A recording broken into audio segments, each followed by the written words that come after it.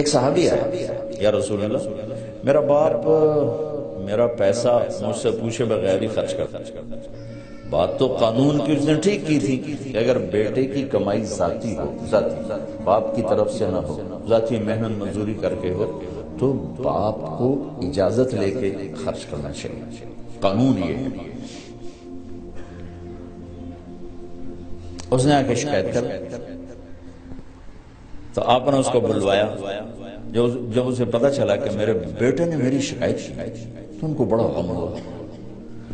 تو عرب تو پیدائشی شاعر ہوتے تھے، ماں کا دودھ چھوڑتے تھے اور شعر کہنا شروع کر دیتے تھے، عرب کا ماحول ایسا تھا۔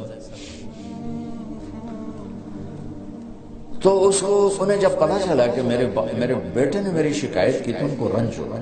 تو انہیں کچھ شعر کہے، زبان سے نہیں، دل میں، دکھ میں آ کر اشعار۔ جب یہ آئے نا مسجد میں تو جبریل پہلے آ چکے، یا رسول اللہ تعالیٰ فرما رہے ہیں کہ آپ ان کا کیس بعد میں سنیں، اس سے کہیں وہ شعر سنا جو تیری زبان پہ تو نہیں آئے پر اللہ نے سنا۔ میرے اللہ کی نظر کیسی ہے بتایا ہے، میرے اللہ کا سننا کیسا ہے بتا رہا ہوں۔ آئے ہائے، تو آپ نے کہا اچھا بھائی تیرا معاملہ تو ہم سنتے ہیں، لیکن پہلے تو بتا کہ وہ کون سے اشعار ہیں جو تو نے دل ہی دل میں کہے، زبان پر نہیں ہے اور اللہ نے اسے عرشوں پر سنا ہے۔ وہ کہنے لگا یا رسول اللہ ہم تو پہلے ہی آپ کا ایمان لائے ہیں، پر روز ہی ہمارا ایمان بڑھ جاتا ہے اس قسم کی چیزوں سے کہ آپ کا رب کیا طاقتور رب ہے، جس نے میرے دل کی دھڑکنوں میں اٹھنے والی آواز کو بھی سن لیا۔ میں نے تو زبان سے ایک لفظ نہیں کہا تھا، میں نے کہا تو سنا کیا کہا تھا۔ اور یہ ایک آدمی سوچ رہا ہے، اب جتنے بیٹھے ہو سب اپنے دلوں میں پتہ نہیں کیا کیا سوچے جا رہا، وہ سب پر نظر کیے ہوئے، سب کو دیکھ رہا، سب کو سن رہا ہے۔ کیا کہا تھا؟ کہا جی میں نے کہا تھا غزوتک مولودا ومنتک یافع تعل بما اجنی علیک وتنہل وإذا ضاقتك بالسقم ليلة لم أبت لسقمك إلا ساهرا أتململ كأني أنا المتروك دونك بالذي تركت به دوني فعيني تهمل تخاف الردى نفسي عليك وإنها لتعلم أن الموت وقت مؤجل فلما بلغت السن والغاية التي إليها ما فيك كنت أؤمل جعلت جزائي غلزة وفظاظة كأنك أنت المنعم المتفضل فليتك إن لم تروا حق أبوتي فعلت كما الجابر يفعل فأوليتني حق الجوار ولم تكن علي بمال دون مالك تبخل۔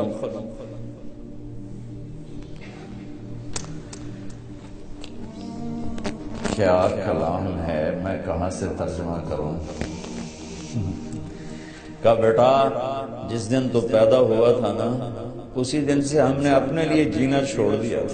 ہائے ہائے ہائے، ایک پیو دی فریاد سنو، بچے بھی بیٹھے ہو، پیو بھی بیٹھے ہو، والدین میں ہیں، اولاد بھی ہیں، اولادوں کو پتہ نہیں ہوتا کہ ماں باپ کتنا دکھ اٹھاتے ہیں۔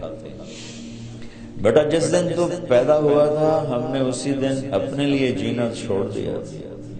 ہم نے تیرے لیے جینا شروع کیا، تجھے راحت پہنچانے کے لیے تکلیفوں سے ٹکر لی، تجھے گرم رکھنے کے لیے سرد ہواؤں کے تھپیڑوں سے لڑا، تمہیں ٹھنڈک پہنچانے کے لیے تپتی ریت میں تپتی ہواؤں سے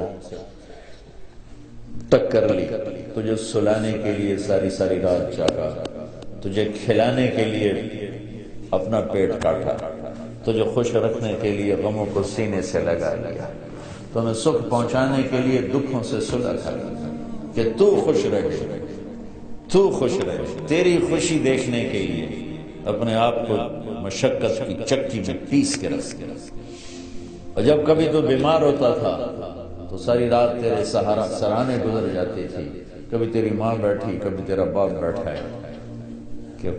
کہیں مر نہ جائے، کہیں مر نہ جائے۔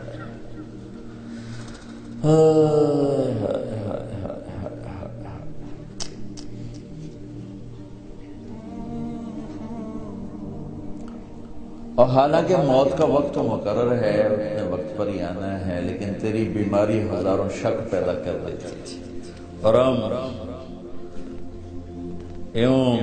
تیرے سرانے بیٹھ کر کبھی تیرے رب کو پکارتے، کبھی دوا دارو کی طرف بھاگتے، کبھی اللہ کو پکارتے، کبھی ڈاکٹروں کے پاس جاتے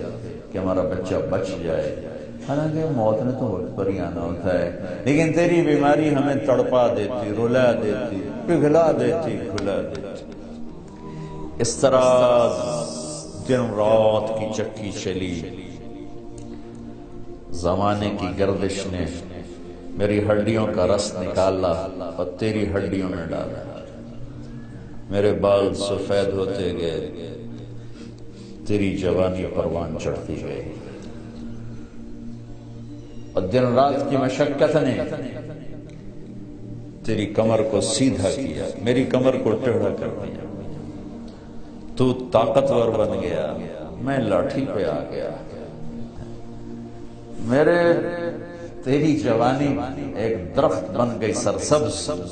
اور میری زندگی کے درخت کے سارے پتے جھڑ گئے۔ تو مجھے خیال آیا کہ جیسے میں اس کی انگلی پکڑ کے چلتا تھا، اسے کندھے پہ بٹھا کے چلتا تھا،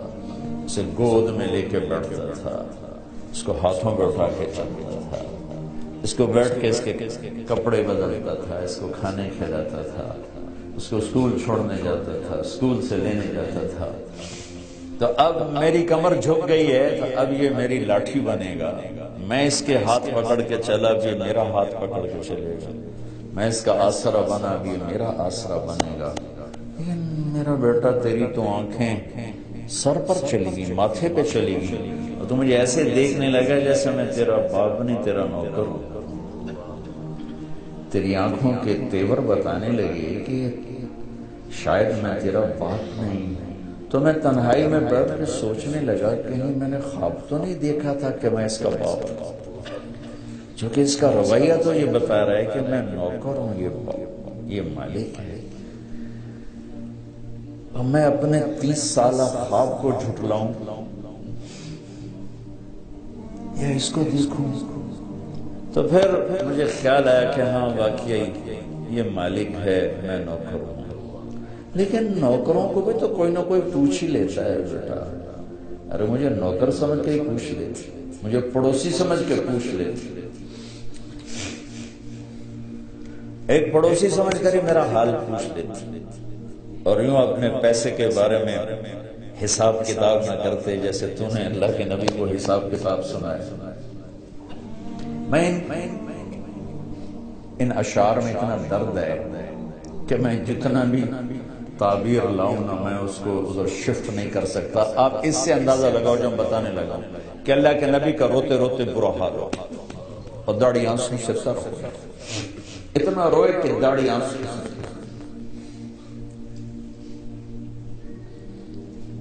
تو میں ان کو کیسے اردو میں کیسے لاؤں؟ ایک درد بھری فریاد ہے، درد بھری فریاد کا ترجمہ نہیں ہوا کرتا، الفاظ تھوڑے جے دس دیو بھئی اے آندہ پہ درد کو کہاں سے پیش کرو؟ اس درد کی تعبیر دے رہا ہوں کہ میرے نبی داڑھی آنسوں سے تر ہو۔ تو آپ نے ان کے بیٹے کو ایسے گریبان سے پکڑا اور یوں جھٹکا دفع ہو جا، اٹھ جا، میری نظروں سے دور ہو جا، انت ومالک لابیک، تیرا سب کچھ تیرے باپ کا۔ بتانا تو میں یہ چاہ رہا تھا کہ میرا اللہ سننا کتنا طاقتور، کتنا طاقتور دیکھنے والا ہے، پھر ہم اس کو للکارتے ہیں کبیرہ گناہوں کے ساتھ، اور پھر وہ ہمارے اوپر پردے ڈال دیتا ہے، پتہ نہیں لگتا لوگوں کی نظر میں وہ بڑا شریف چودھری صاحب، نواب صاحب، مولانا صاحب، اور اللہ کی نظر میں بدماش ہے، تو اللہ اس کی رات کو دیکھتا ہے کہ کیسے گزرے، اللہ اس کے دل کو دیکھ رہا ہے کیا سوچ رہا ہے، اللہ اس کی نظر کو دیکھ رہا ہے، کیوں دیکھ رہے، کدھر دیکھ رہے، کیا دیکھ رہے۔ میں قربان جاؤں، صبح اٹھتے ہیں کسی کو پتہ نہیں لگنے دیتا کہ رات کیسے گزری، دن کیسے، اس لیے میرا اللہ گلہ کرتا ہے، یا ابن آدم اذکرک وتنسا، پھر بندے میں تو تمہیں یاد رکھتا ہوں، تو ہی مجھے بھولتا ہے۔ اولادیں بھولتی ہیں، ماں پہ کتنے بھولتے ہیں؟ کبھی ماں پہ بھی بھولے، اولاد ہمیشہ اولادیں ہی بھولتی ہیں۔ تو میرا اللہ گلہ کرتا ہے اذکرک وتنسا، میں تو تمہیں کبھی نہیں بھولتا، تم کیوں بھول گئے؟ وَأَسْتَغْفِرُكَ وَلَا تَخْشَىٰ، میں تیرے گناہوں کو کیسے چھپا چھپا، تو پھر بھی مجھ سے حیا نہیں کرتا۔ میں چاہوں تو تجھے رسوا کر کے ننگا کر کے کھڑا کر، لیکن تیرے سارے رات کے، دن کے،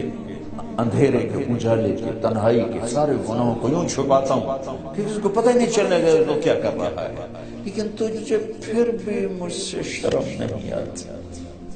وَلَا تَخْشَىٰ خیری الیک ناظر وشرک الی صاعد، صبح سے شام تک جو کچھ تو کرتا ہے میں دیکھتا ہوں، اس کے باوجود جب رات آتی ہے تو تم ایسے سلاتا ہوں جیسے تو نے میرے کوئی نافرمانی کی۔ سارا دن تو نے شراب بیچی،